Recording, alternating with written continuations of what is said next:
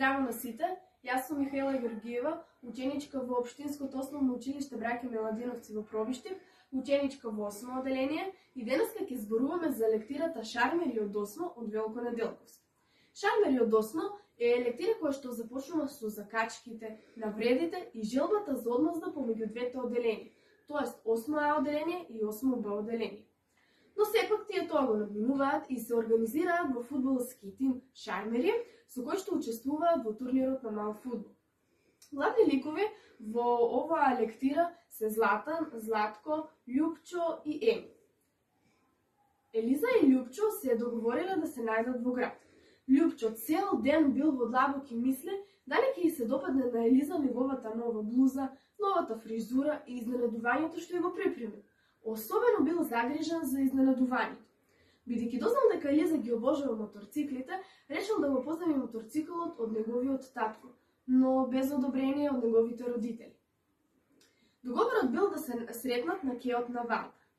Елиза пристигнала прва, седнала на една од клупите и го чекала Љупчо. Набрзо пристигнал и Љупчо. Тој веднаш и ја повикал Елиза да се качи на моторцикл.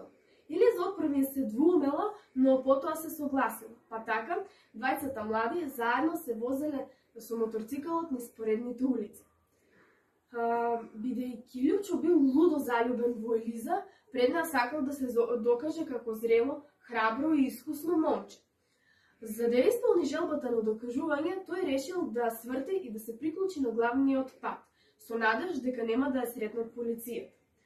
Љупчо како младо неискусно дете, но сепак снаодливо, возело во цик-цак линија низ трите коловозни ленти кои што биле за во еден правец.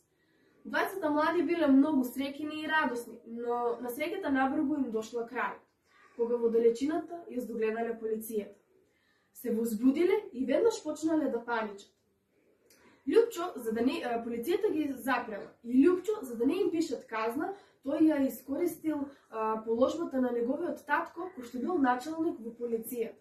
Но полицајците сепак ја извршиле својата должност. Ги одвеле децата во домот на Љупчо, каде што набрзо дошол и таткото на Љупчо. Па така, Љупчо и Елиза ја добиле заслужената казна. Доколку сакате да знаете што се случува понатаму, ви препорачувам да ја прочитате лектирата Шармери од 8 од Велко Неделковски.